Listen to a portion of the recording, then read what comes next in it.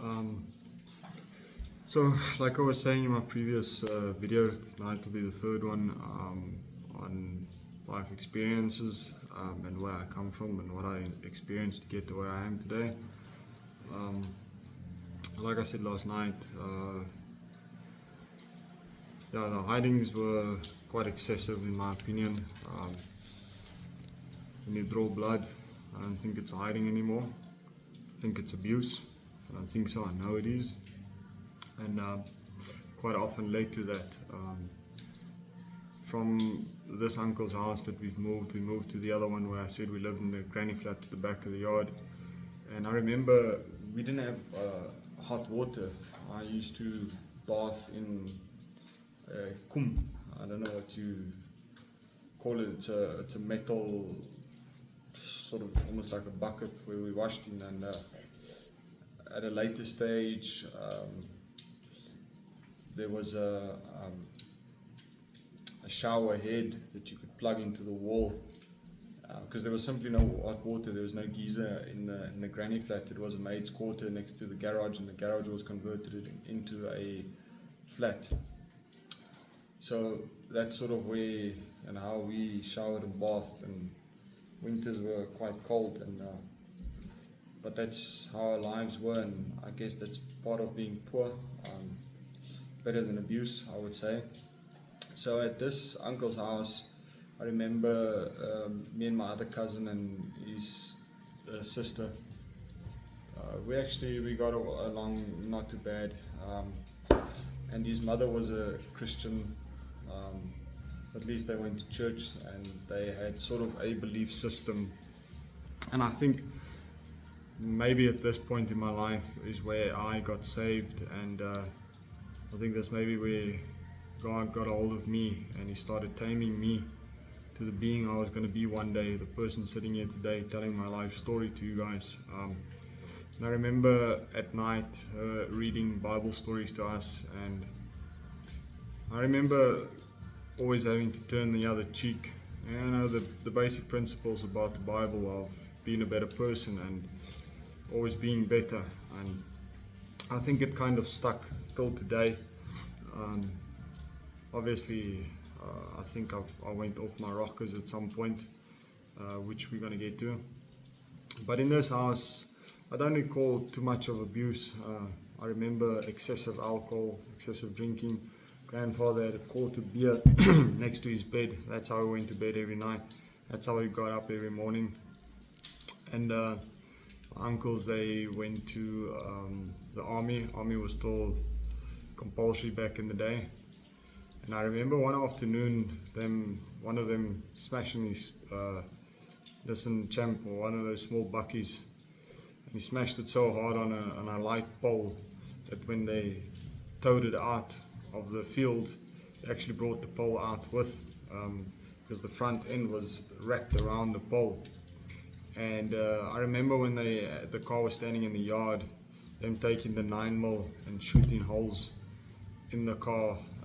I mean, while we're all there, and I don't think it's something that you, first of all, do in a neighborhood, because it was a normal neighborhood, and with kids in the area.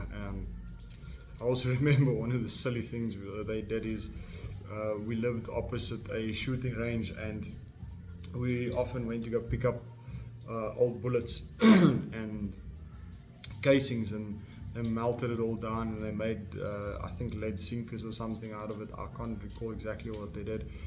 And one day we were standing next to the fire where we were melting this, and there were live rounds in there, and it went off and between our legs through the vibrator. It was what a scene there. So I think it was around about this time I went to this hostel in Excelsior that I was telling you guys about, and I was in grade 2. It's actually the first time in my life, it was the only time someone ever punched my eye purple. I was punched good purple.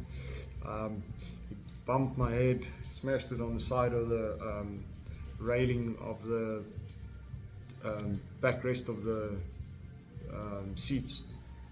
One afternoon, I can't remember if it was on my way to hostel or on my way back, got into a fight with one of the guys on the bus, and I gave me a good beating. And like I said, I was quite a stubborn boy, and I was a bit hard. Not in the sense that I wanted to fight, but that I'd stood my ground. And another thing I learned then is, I remember my uncles, it was Christmas, they gave us 10 rand each, me and my sister, each of them, or 20 rand each, I can't recall the exact amount. And then later the evening I was asked to do something, or to go fetch something, and I didn't want to, and they said, well, then give the money back. And I went and I gave them the money back. Learned quick in life that being stubborn doesn't help. You do yourself in the long run, because I was out of the money, and all I had to do is go fetch what they asked me to do, but I didn't want to, and obviously I lost the money as well. So yeah, I went to hostel, and like I said, in the hostel it wasn't nice, because at this stage in my life I was still peeing in my bed, and I think I was a very scared boy. I also remember in this same house, the first time I was drunk, to be honest. They gave me beer, my two uncles. I got smashed, I'll be honest, I got smashed. And then I remember this big teddy bear inside my bed, and I woke up and this thing was full of vomit, and it stank. Oh, it wasn't nice. So I think, I don't know, how old was I, 7, 8, 9, somewhere in that region. But anyway, so we went to hostel, and in this hostel, I didn't like it, I must be honest. I didn't get on with the kids, I didn't fit in. I was a lost boy, and I think I was insecure a lot. And I remember us going to some of the farmers' boys' houses over weekends, where the bus didn't drive back to Bloemfontein. And some weekends we stayed in, and other weekends we got invited to go visit some of the farmers, and that was quite nice. It was a nice experience. It was nice seeing another side of life, normal side of life, if I can put it that way. I remember on one of the farms, like I said, I'm an extremely curious boy. I'm still like that. I scratch in everything I can, I open everything, I try and see how it works. It's just my nature, it's how I am. And on the one farm, one of the boys, I think it was the older brother of the boy that was in my class, he started the tractor up, and I can't remember exactly what he did. And then when he wasn't there, I tried to do the same, but the thing was in reverse, and I smashed the whole plow. And they were upset with me. So obviously I couldn't go to that farm again. I went to another farm. Remember this blonde boy, and somehow at night I woke up, and I walked around, and I woke up the next morning somewhere else, and I had peed the bed I slept in, and then somehow got out of my bed into his bed, peed his bed. It was a disaster. And then I remember the guys at school starting to tease me about this, and I remember I got along with their parents fairly well, and the one morning when they were dropping off the kids, I spoke to them, and in class I got into quite a fight with one of them, because he was teasing me, saying that his mother said I mustn't speak to them because I smell of urine.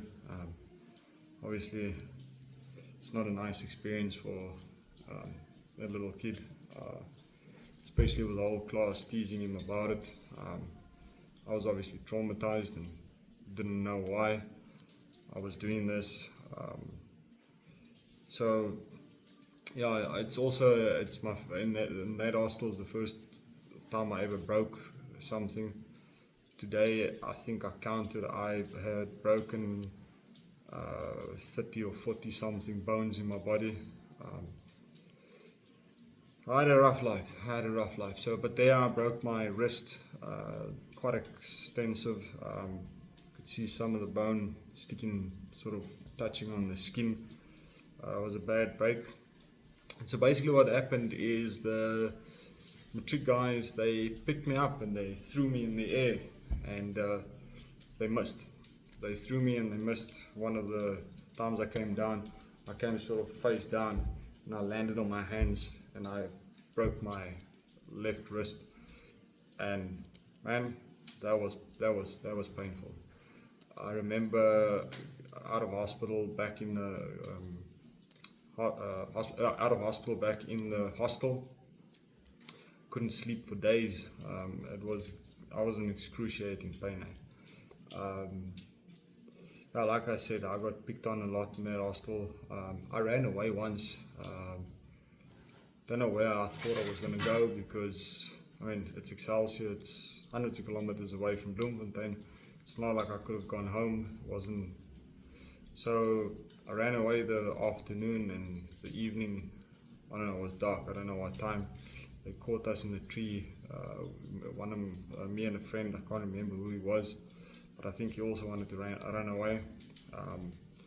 We went and hid in the tree, and they found us, and boy, did we get a hiding. At this stage, I was so used to hiding. Whenever anybody got called to the principal's office, I nominated to go with, just to keep it intact, so that when it's my turn, it's not as painful. In this hostel also, I remember Excelsior is a very small town. Can't remember if they had any robots back then. They might have now, I don't know. But the matric boys, or the high school kids, told me to throw a piece of wire on the overhead electrical cables, which I obviously did, because they said it'll just run and spark. But I actually tripped the whole town's electricity for the night. And the headmaster took a week to give me a hiding. I can tell you that was a hiding, because after that week, it took about 10 minutes to get the 6 shots through. It was bad. That was a proper hiding. And again, why do you do things like that? I don't know, because someone told me to do it. You don't know any better. Got into a lot of trouble over it. Eventually, we were out of the hostel. Thank goodness. I didn't like it. In that hostel, I also got extremely sick. I got yellow fever. I think I was 10 years old, maybe 9. Maybe 9, 10. I can't remember. But I was very ill, and they locked me away in a room, because apparently it was very contagious. So I lost a couple of days. I was very sick. I was very ill.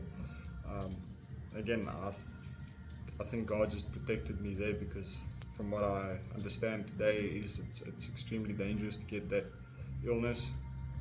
Don't know why I got it. I was the only one in hostel that did get it, but I survived.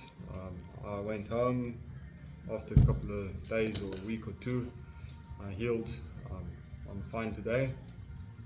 And then so from there I was in a couple of schools. I remember in Durban, I was in a school in Durban at some point also, English school, where the headmaster used to bring me lunch to school, and she was actually very nice. Obviously knew where I came from, knew my history, knew things about me that most probably I didn't know myself, but they tried to look after me in that school, and it was a very nice school. In that school also something traumatic happened.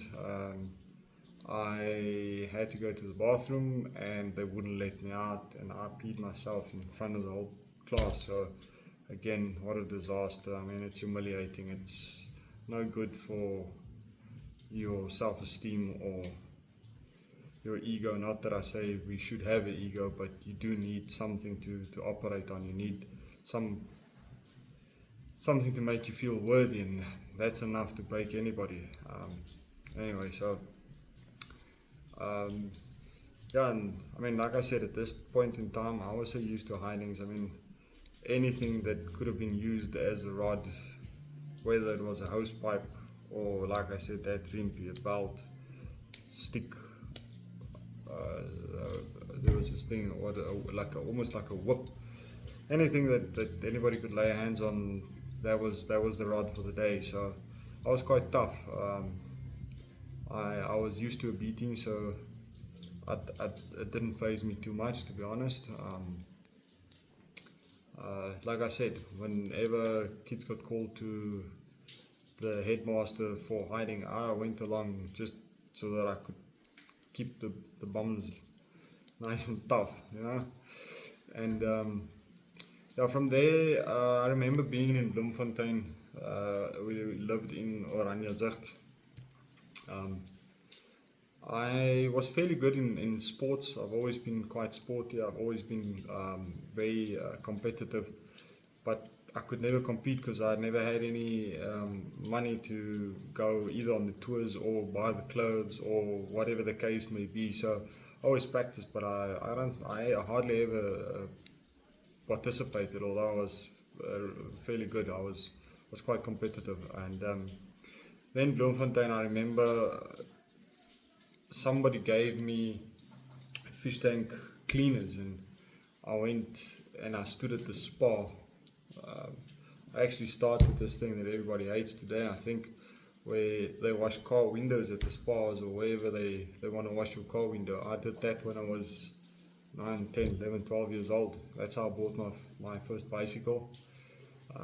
I used to save up, buy myself coney roll and avocado, and I used to roll the avocado nice and soft and squeeze it into the coney roll, hollow out the coney roll. That's what I kind of bought myself to eat and save up to buy my own bicycle. And in this time I met a guy.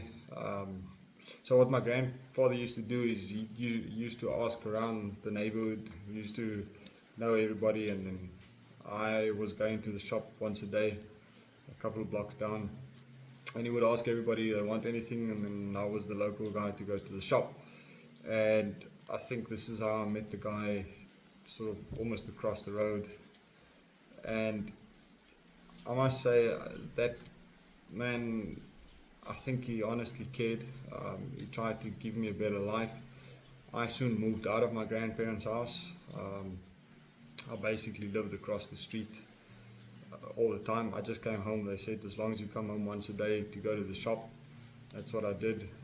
He actually packed me lunch. He actually dropped me at the school. Well, not the school, but the bus stop.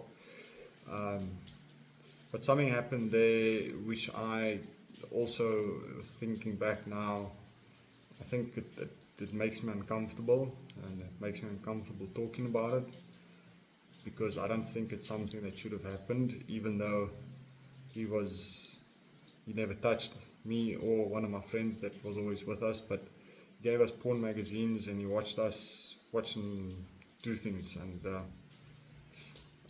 yeah, I don't know why he did it, to be honest. I don't know whether he had any intentions, but again, it does leave a scar. It adds to the torment and the suffering and the pain that you are having to deal with for the rest of your life, because it's another memory that will always be with me, that's never going to go away. And like I said, although he never touched me, it's still an uncomfortable situation. And I think while I was living there, I bought a little torch that he also liked, and I wanted to surprise him the one day where I said I was going to go and buy another one, but I didn't tell him where it was quite far. And I used to drive my bicycle or ride my bicycle all over town. I probably did 80 k's a day. It's all I did. I was from school on the bicycle, lights came on, back home, sort of. That's what I did. This is the second bad accident I've had. The first one was when we lived opposite the shooting range. My grandfather bought me a bomber bicycle. I don't know if any of you will know what those choppers are. Bicycle with handles up here and gears here in the middle, 3 gears, and the gear is actually in the back wheel. And on my way to school one day, I was about to cross a road and the taxi was speeding as they normally do, and I misjudged my time that I needed to get across the road, and sort of as I went in, I saw I wasn't going to make it, and I turned around, the taxi hit me from behind. It drove over me. I've got a huge scar on my right leg. I've actually got half a calf. My 2 legs not the same size from that accident. Again, God must have protected me, because that's the only thing that happened to me. I didn't break anything. I just had this huge hole in my leg. Someone rushed me to hospital. I was helped, came back. Obviously no bicycle. From there I had to walk to school. And I remember making friends with the ice cream man. And then I would sit on the ice cream and ring the bell on the ice cream bicycle and ring the bell for him and sort of help him with his sales. And I was quite a likable boy, and I could speak a little bit of English, and I got along with people. I was a friendly character. Anyway, so the second accident, while I was living with this other gentleman, I think that's the first time I died, and I think that's where God, I was probably in heaven, and I think God sent me back to do what I'm doing today, to go public with this story today and tell people that it's okay to have a bad life or have a bad history and still try and find yourself, be better. And while you try and be better, also try and uplift people around you, because that is ultimately what I am trying to do, while obviously working on myself, because I don't think that I am as good as I should be. I'm a whole lot better in the last 8 months, and prior to that I'm a whole lot better than I was before 26, and then before that I'm a whole lot better from 27, probably 17 I went off my rockers completely. So, but anyway, so I remember stopping at the robot, and as I pulled off, I just remember seeing this great car, and that's the last I could remember. And when I woke up, they were busy chalking me in the road, and I was already closed up with that silver blanket or filament or something that they put the bodies under. So I'm pretty sure they thought that I was dead, because they were quite surprised when I woke up. I was rushed to hospital. They did all CAT scans and checked my whole body. Nothing broke. I had no skull fractures, no head injuries. Everybody was amazed, and I think that's the first time I'm pretty sure I died on the scene there, and I'm pretty sure God sent me back. And again, like I said, I've always asked God, why am I here? Why didn't I go that day? And like I said, I know now it's so that I can tell my story and hopefully inspire other people to have the courage to live and fight another day.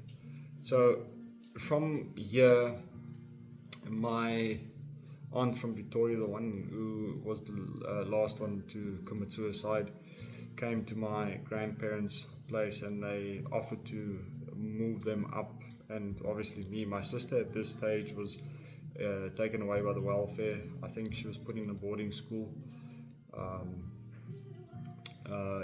She was, because in this house, I remember my grandfather one day, she came to visit. I think I don't know where she met the guy, but she got married at 17. She had a baby, and they came to visit, and I remember she unpacked everything. You know, babies have a lot of little bottles and powders and whatever. She packed it on the cupboard, and my grandfather and I don't know what I did or said to him, but he got quite upset with me, and he pushed me over, and as I fell, I sort of grabbed onto this drawer cupboard, and everything fell over, and he started screaming and shouting at me because it fell over, and I said, but you pushed me. And then I had my fishing rod behind him, small little fishing rod on sort of at the cupboard, and he started hitting me with a fishing rod, and I remember trying to block it, and as I blocked it on top, the rod bent over and it hit me on my back, and I had a white PT pants on, and he actually gushed my back open so bad that most of that white pants, the rubber band was sort of red with blood. But yeah, that's a normal day, I guess, for them, or for me, how I lived. And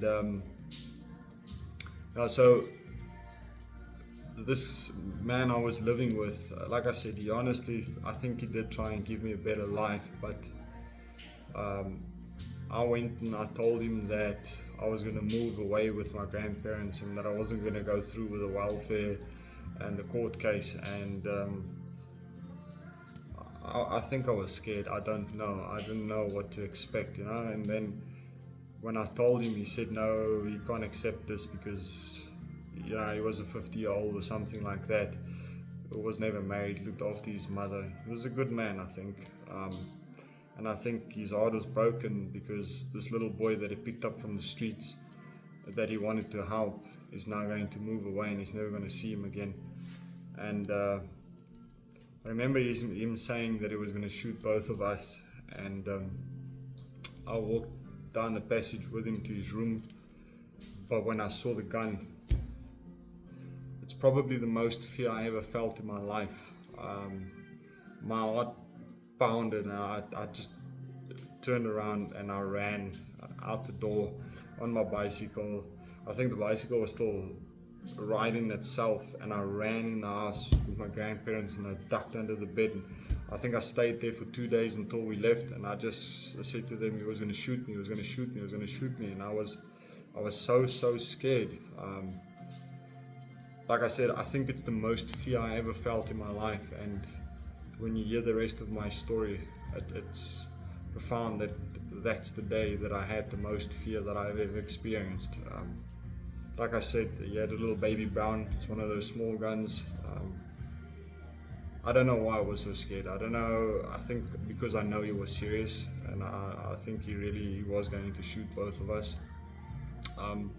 But yeah, so then we moved to Pretoria, and this is sort of where my things started unraveling a little bit, because I think this is the age where my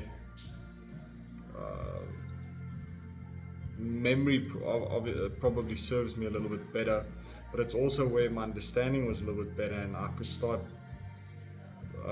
thinking for myself, and the choices I made from here I don't think was always the best choices. And I've obviously skipped a whole lot of things of my past that I haven't discussed at the moment yet. And one of the things I can mention is we had this thing in the Free State. It's called Boeresport, where there's something they call boktrol spoeg.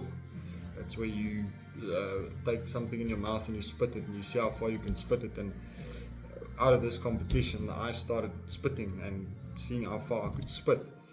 And one morning, I was 12 years old. I was in the bath, and I remember lying in the bath and spitting up, and I actually spat on the ceiling. Why? I don't know. And my one uncle, when he came out the bath, he literally broke my ribs. He punched me in my nose, and I flew from end to end, 6 in the morning, 6:30 in the morning, before school, and one of my ribs got broken in on my right hand side. I never knew until I was much older.